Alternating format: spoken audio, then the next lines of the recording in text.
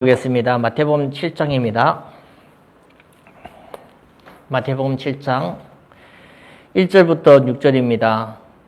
비판을 받지 아니하려거든 비판하지 말라. 너희가 비판하는 그 비판으로 너희가 비판을 받을 것이요 너희가 헤아리는 그 헤아림으로 너희가 헤아림을 받을 것이라. 어찌하여 내 형제의 눈 속에 있는 티는 보고 내 눈 속에 있는 들보를 깨닫지 못하느냐.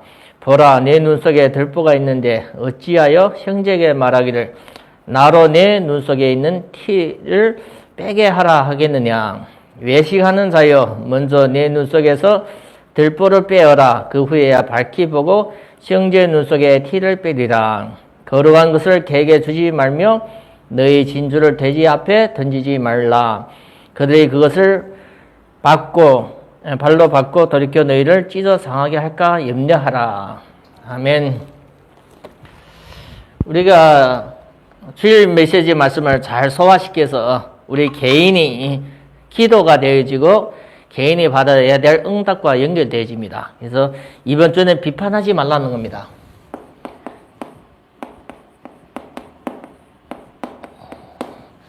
우리가 예수님의 말씀 중에서 계속 하지 말라는 내용이 나오는 겁니다. 그거는 우리가 말씀 그대로 우리가 인도를 받아야 됩니다.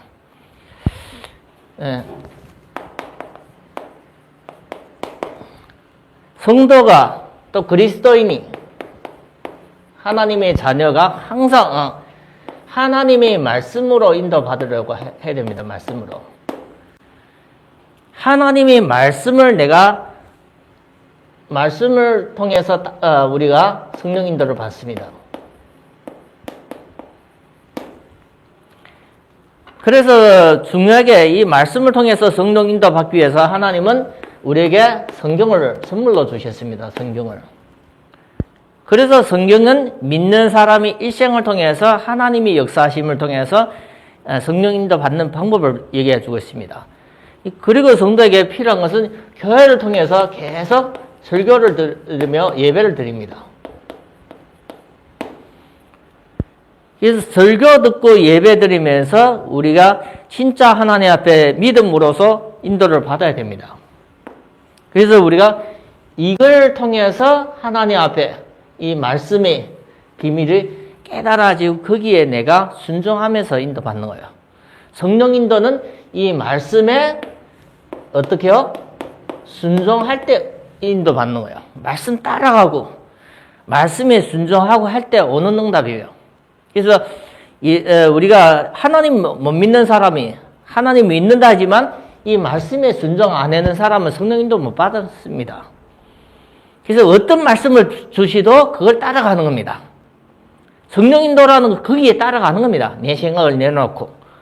우리가 생각이 많을수록 하나님 말씀을 못 따라갑니다. 내 생각을 내려놓고 하나님이 따라가는 그 순종 속에 성령의 인도, 성령의 역사, 이 부분에 우리가 체험되어집니다. 그래서 성도가 안 된다는 것을 우리 자신이 하나님 앞에 잘 점검을 해야 됩니다. 계속 우리가 예수님이 우리에게 말씀을 통해서 우리에게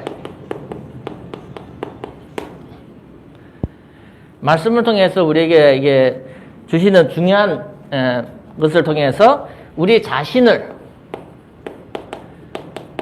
계속 점검해야 됩니다. 자신의 뭘 점검해야 되는가 하면 자신의 영적인 상태. 육신의 것이 아니라 영적인 상태를 항상 우리가 말씀을 통해서 예배드릴 때마다 내 자신을 항상 점검을 해야 됩니다. 성도는 누구 앞에 사는 삶이요? 하나님 앞에 사는 존재입니다. 그래서 이 부분을 우리가 제대로 항상 하는 것이 그거의 영혼이 잘 되는 겁니다. 영혼이 잘 되는. 이 부분이 잘 되는 것이 뭐가 잘 되는 거예요? 영혼이 잘 되는 거예요. 영혼이. 육신의 것은 우리가 안 돼도 상관없는 거예요. 중요한 것은 영혼이 잘 돼야만 모든 것이 잘 되기 때문에 이 부분을 우리가 꼭 알고 믿음으로 인도를 받아야 됩니다. 영혼이 무너지고 영적인 상태가 무너지면 그 사람은 육신적으로 아무리 잘 돼도 끝이 망합니다. 그래서 영혼이 잘 되는 것을 우리가 꼭 알아야만 이걸 가지고 내 삶을 설계를 하는 겁니다. 설계.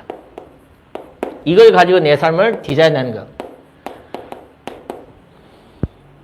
그냥 사는 것이 아니라 하나님 앞에 이 영적인 것이 되어진 상태에서 내 삶을 어떻게 설계를 하고 내가 이제 남은 얼마쯤 살았고 남은 삶이 대충 얼마라는 것을 알고 무엇을 하면서 어떻게 누구와 함께 뭘 하며 살 것인가 이걸 설계하고 디자인하는 겁니다.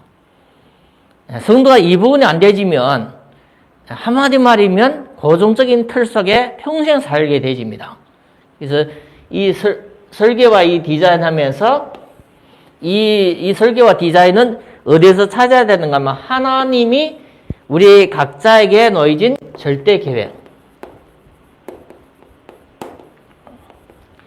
그거 안에서 우리가 설계하고 디자인하는 겁니다. 그 밖에가 아니라 그 안에서. 그래서 이 설계와 이 디자인하면서 이 절대 계획 속에서 우리가 이제는 준비하는 거예요. 준비. 될 수 있도록 준비하는 거예요.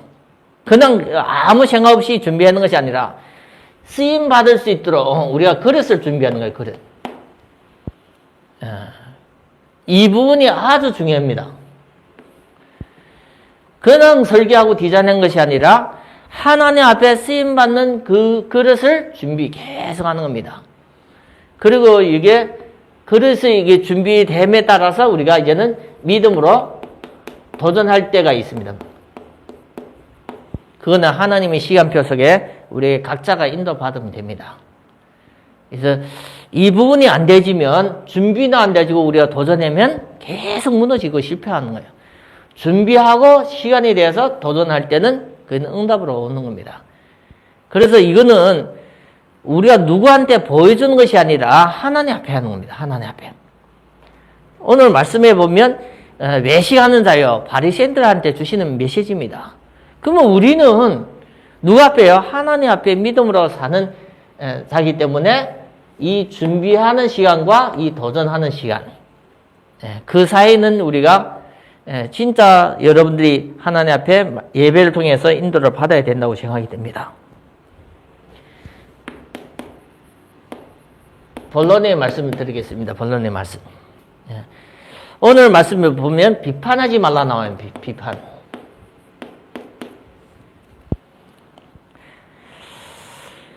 비판을 받지 아니하려거든. 이 비판을 안 좋은 소리를 자기가 듣기 싫으면 비판을 하지 말라는 겁니다. 비판을 우리가 여기 보면 헤아리는 그것으로서 돌아온다는 겁니다. 헤아리는 그 내용에 따라 나중에 그 비판하는 것이 오는 겁니다. 그래서 우리가 누워서 속담에 누워서 춤 뱉기가 나오잖아요. 하늘을 보면서 누워서 춤을 뱉으면 자기 얼굴에 떨어지기 나름입니다. 그래서 우리가 하나님 앞에 진짜 이 비판이라는 것은 좋은 것이 아니라 내 입으로 죄를 짓는 겁니다. 입으로 내가 죄를 짓는 겁니다. 비판이라는 것은 우리가 행동으로는 안 가잖아요. 그런데 내 입으로 죄를 짓는 거예요. 또 비판하기 먼저 입으로 죄 짓기 전에 뭐예요? 마음속에 이미 다른 생각이 들어가 가득 찼기 때문에 입으로 나오는 겁니다. 그래서 우리가 하나님 앞에 진짜 믿음의 사람은 이 부분을 좀 이렇게 뛰어넘었으면 좋겠습니다. 여기 보면 내 형제. 형제라는 것은 뭘 얘기하는 거예요? 한 어머니 핏줄 속에서 한 아버지 어머니 핏줄 속에 태어나는 것은 형제입니다. 형제. 그러면 우리가 형제라는 것은 예수 그리스도 믿는 사람이 얘기해요. 예수 그리스도 믿는 사람. 영원히 같이 가야 되는 사람인데 누가 형제입니까? 예수 그리스도 믿는 형제. 내 옆에 항상 함께 있는 사람. 항상 함께 있는, 항상. 항상 함께 있고 영원히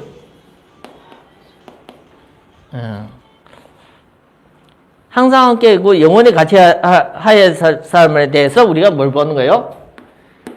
그 사람에게 부족한, 그 사람에게 연약한 이런 것을 T를 본다는 거예요. T. 그 사람을 보고 부족하고 연약한 것을 이걸 보는 것을 T로 얘기해요. T를. 예. 이것을 보고 다음 보고.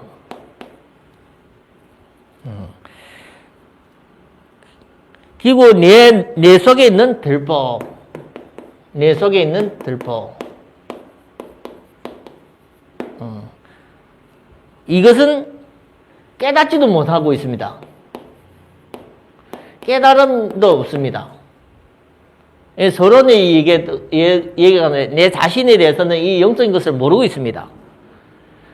자기 자신에게 안에 있는 이 들보 같은 이 흑암은 절대 모르고 있는 거예요. 그래서 한마디 말하면 가까운 것을 우리가 크게 보이게 나름이요. 멀은 것은 작게 보이는 겁니다. 한마디면 네 안에 있는 것은 더 크게 보여야 되는데 네 안에 있는 것은 안 보이고 다른 사람에게 있는 걸 보인다는 것은 그 뭔가는 잘못된 겁니다.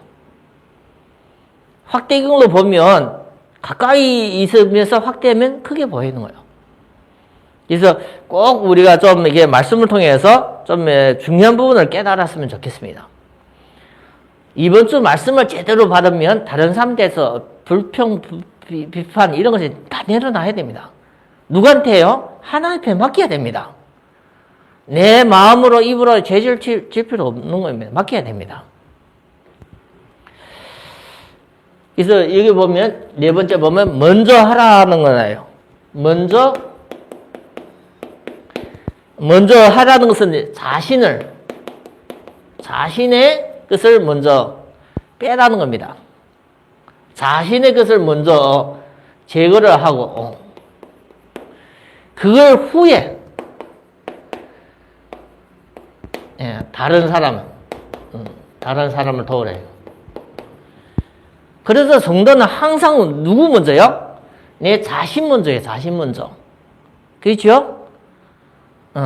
그래서 우리가 이 얘기할 때 자신을 먼저 예배 드릴 때 말씀 속에 점검을 하라고 계속 주신 말씀이 이겁니다.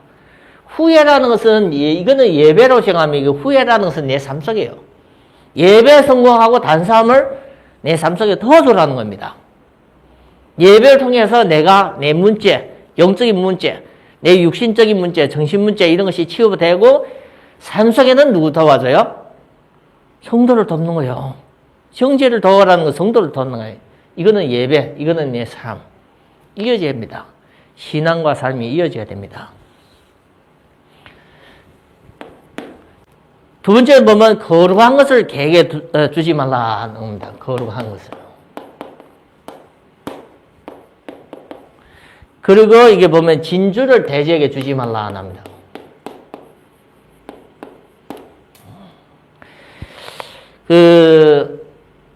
유대인들을 보면 개와 돼지는 아주 불결한 짐승으로 이렇게 합니다.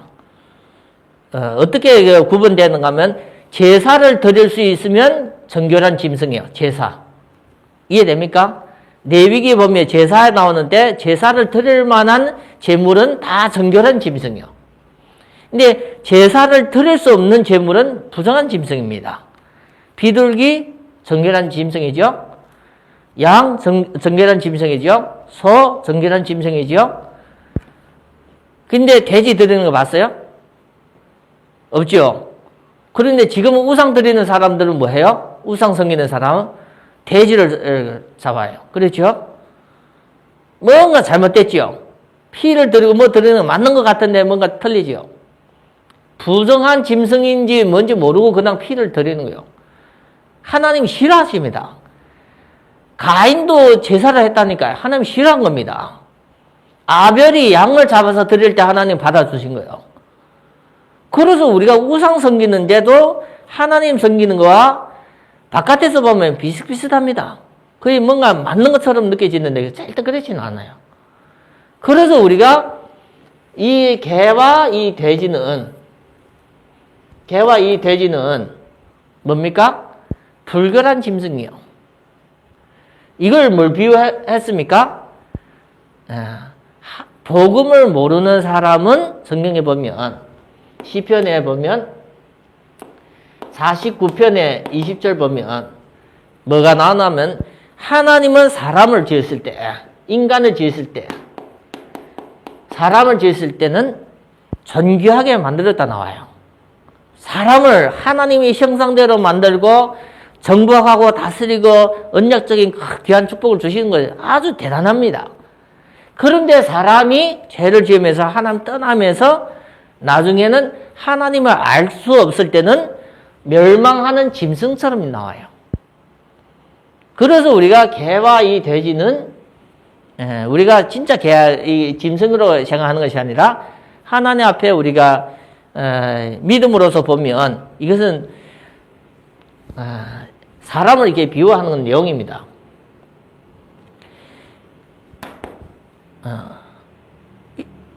인간인데 이 중요한 가치를 모르는 사람에게 거룩하다. 이 거룩한 것을 주지 말라는 거예요. 언제 거룩한 것을 나옵니까? 성전이든지 성물을 얘기할 때 거룩이 나와요. 하나님이 얘기할 때, 하나님과 관계대해서 얘기할 때 그게 거룩이 나와요. 그렇죠? 이걸 개에게 주지 말라는 겁니다. 그래서 한마디 말이면 이 귀한 것을 하나님 앞에 우리가 쓰임받는 이런 것을 개에게 주지 말고 진주를 돼지한테 주지 말라는 겁니다. 왜 그걸 얘기합니까? 가치를 모르는 가치. 용도도 모르는 거예요. 줘봐야 도움이 안 되는 거예요. 예로 자기한테는 해가 되어지는 겁니다. 그래서 가치를 모르고 용도를 모르는 사람에게 줘보면 어떻게 해요? 그것이 헛된 겁니다. 헛된 것. 헛된 것이고 무익합니다. 무익. 무익할 뿐만 아니라 오늘 말씀 보면 도리어 해가 되어집니다. 해. 피해가 오는 겁니다. 그래서 하나님의 자녀가 우리가 계속 우리에게 필요한 것은 하나님의 말씀, 예수님의 말씀밖에 없습니다. 성도에게는. 예수님의 말씀을 계속 듣는 것이, 예수님의 말씀을 계속 받는 것이 그의 예배라고 생각하면 됩니다. 그냥 예배의 이 형식이 중요한 것이 아니라 예수님의 말씀을 계속 받는 시간이 예배입니다. 예배. 그러면 우리가 이 말씀을 받아서 가만히 앉아있는 것이 아니라 이 말씀대로 말씀에 따라서 우리가 순종하면서 우리가 삶을 살아야 돼요. 말씀을 받고 끝나는 것이 아니라 순종하면서 내 삶을 사는 거예요. 이 부분이 우리가 신앙입니다. 이거의 신앙입니다. 신앙. 그래서 내 삶이 한 가지 일과 모든 인간관계 속에서도 우리가 살 수 있는 그런 말씀을 계속 주시는 거예요. 인간관계는 어떻게 해라? 비판하지 말라. 인간관계입니다. 인간관계. 그렇죠? 그래서 하나님은 우리가 삶에서 여러 가지 문제가 오고 여러 가지가 위기가 올 때 거기에 필요한 말씀을 주시는 거예요. 말씀. 문제 속에서 인도받아야 될 중요한 말씀을 계속 주시는 거예요. 이 말씀이 세상 방법이 아니라 하나님의 방법입니다. 세상 방법 아니라 하나님 방법입니다. 세상에는 눈은 눈으로, 이는 이로. 근데 하나님께서 어떻게 해요? 악인을 절대 대적하지 말라는 거예요. 선으로 악을 이기라는 거예요. 그래서 우리는 어떻게 사는 존재입니까? 성도는 내 삶이 어떻게 해요? 하나님 방법으로 사는 겁니다. 말씀에 따라 사는 겁니다. 그래서 예배 드리는 것도 중요하지만 내가 예배를 통해서 받아야 되는 중요한 부분을 말씀 따라 순종하면서 살 때 그게 예배 성공입니다. 예배 성공. 예배 자리에 나와서 예배 드리는 것이 그게 좋은 겁니다. 그런데 내 삶 속에서 말씀에 순종 안 하고 예배 중요한 내용을 놓치면 예배 실패입니다. 실패. 그래서 중국에서도 우리가 같이 예배 드리고 부천에서도 인천에서도 서울에서도 수원에서 이게 같이 드리기 때문에 우리 교회가 사실적으로 지역을 다 넘고 나라까지 넘고 우리가 지금 예배를 드리고 있는 겁니다. 그래서 예배가 최고로 소중하다는 것을 우리가 들을 때마다 중요한 것을 깨달아지는, 중요한 것을 내가 받아들여지는 그런 시간으로 인도받으면 좋겠습니다. 그래서 성도 한 사람 한 사람이 우리가 진짜 해야 되는 것은 다스리는 겁니다. 다스리는.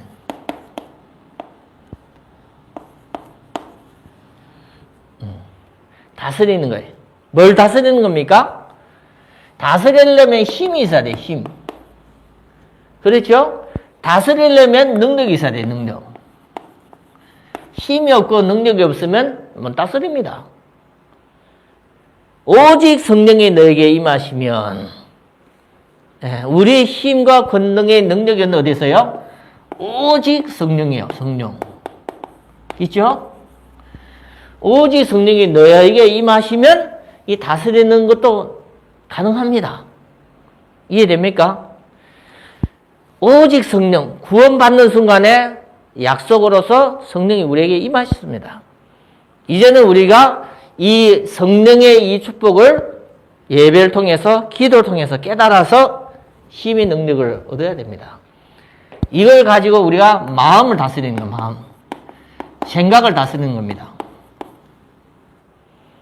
그래서 잠언서 4장 23절을 보면 천하에 다스릴 것보다도 내 마음을 다스리라. 생명이 근원이 이에서 납니다. 믿음도 마음에서 나오는 겁니다. 불신앙도 마음에서 나오는 거예요. 저주도 시작이 마음입니다. 그래서 우리가 마음을 다스리는 항상 성도가 이 부분에 진짜 응답받기를 바랍니다. 그래서 갈라디아서 5장 22절 23절을 보면 성령의 열매 중에서 나중에 절제가 마음을 다스리는 그 절제의 힘도 성령의 열매입니다. 열매.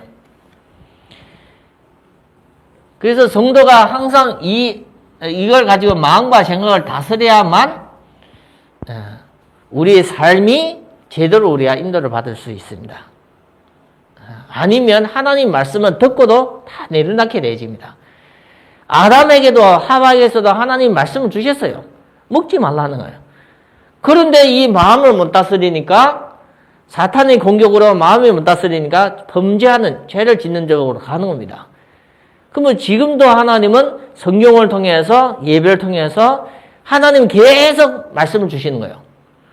그런데 우리가 이것을 우리가 놓치면 내 마음을 못 다스리니까 한 주 동안 또 우리 삶 속에서 많은 안 좋은 열매를 계속 우리가 받고 살합니다. 그래서 꼭 우리가 마음을 다스리는 생각을 다스리는 이 힘을 성령 하나님이 주시는 이 성령의 능력으로서 우리가 응답받기를 바랍니다. 그래서 우리가 뭘로 하나님께 영광을 돌려요? 삶을 통해서 하나님께 영광입니다. 영광. 운동선수는 운동 경기장에서 영광을 돌리는 거예요. 우리는 어떻게요? 내가 사는 것을 통해서 하나님께 영광이 되시는 겁니다.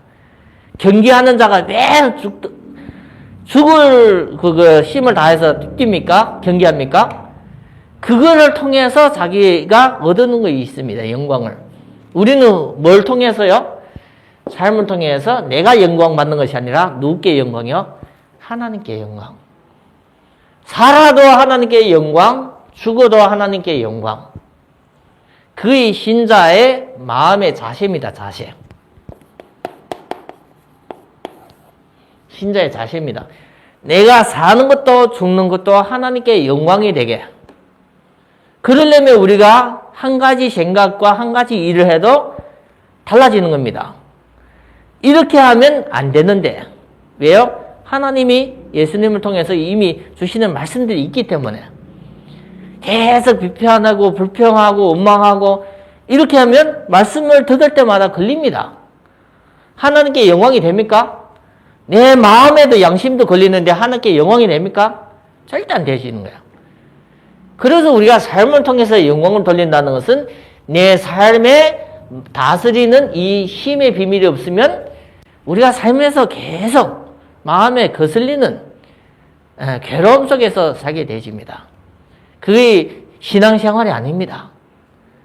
그래서 우리가 예배를 통해서 회복을 하는 겁니다. 회복. 이해됩니까? 예배를 통해서 우리가 회복하는 겁니다. 예배를 통해서. 예배를 통해서 우리가 회복하는 거예요. 회복. 하나님의 축복된 자리로 계속 가는 것이 그 예배입니다. 예배. 그래서 성도에게는 계속 기회가 언제입니까? 기회 주는 건데 그 기회가 예배 자리입니다. 예배. 그래서 예배 드리라는 겁니다. 그래서 목사님의 설교를 통해서 회복되라는 겁니다. 그래서 성도 한 사람 한 사람이 진짜 예배 통해서 내 인생에 하나님이 앞에 영광을 돌릴 만큼 믿음으로서 사는 귀한 성도가 되기를 바랍니다.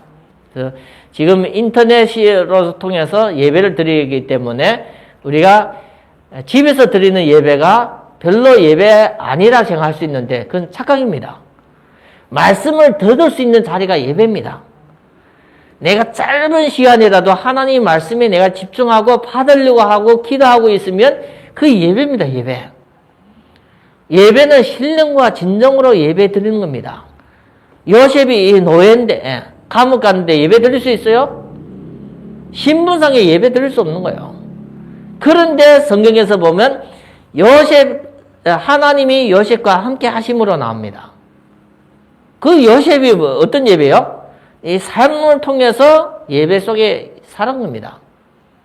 그래서 우리 성도 한 사람 한 사람이 이 코로나 시대에 또 여러 가지 환경이 안 좋다고 예배에 실패할 수 있는데 착각입니다. 착각. 진짜 우리가 예배 성공하기를 바랍니다. 예배 성공하면 우리 삶이 자연적으로 응답받게 되어집니다. 물이 많으면 배가 뜨게 되어집니다. 물이 없으면 배가 가라앉게 되어집니다. 그와 같이 우리가 하나님 앞에 예배 축복을 받아서 쓰임받는 성도가 되어야 됩니다. 불신자에게 주시는 축복이 아니라 신자에게 주시는 축복이 예배입니다. 그래서 금년에도 우리가 세상 사람들 많이 어려워하고 있습니다. 물가는 오르고 경제 수입은 적어지고 누가 봐도 어렵다 생각하고 있습니다. 어려운 속에서도 살아남을 수 있는 축복이 있습니다. 그래서 성도 한 사람 한 사람이 예배를 통해서 내 인생의 응답과 참된 축복을 가지고 있으면 내가 먼저 응답받고 나중에 후에 다른 사람을 도울 수 있는 그런 사람이 되어집니다. 그래서 계속 예수님 말씀 중에서 하지 말라 하는데 반대로는 우리가 해야 될 것이 뭡니까? 그걸 찾아야 됩니다. 하지 말라는 것만 다 하다가 나중에 할 것이 없다 생각하면 축복을 놓치는 겁니다. 예배입니다. 예배. 비판하고 싸우고 그런 것은 다 하지 말라는 겁니다. 육의 싸움은 하지 말고 영적으로서 우리가 세워져야 됩니다. 그래서 성도 한 사람 한 사람이 예배 축복으로 응답받아서 하나님 앞에 귀하게 쓰임받고 하나님 앞에 칭찬받는 주의 자녀가 되기를 바랍니다. 하나님 아버지 감사합니다. 예배를 드리고 하나님 앞에 기도합니다. 우리 성도님들이 이 코로나 시절에도 어떤 환경 속에서도 예배 승리할 수 있도록 인도하여 주시고 역사하여 주시옵소서. 성도님들이 있는 그 자리에서 승리할 수 있도록 그 자리에서 일어나게 하여 주시옵시고 그 자리에서 기도하면서 하나님을 바라보게 허락하여 주시옵소서. 우리 주 예수 그리스도 이름으로 기도드립니다. 아멘.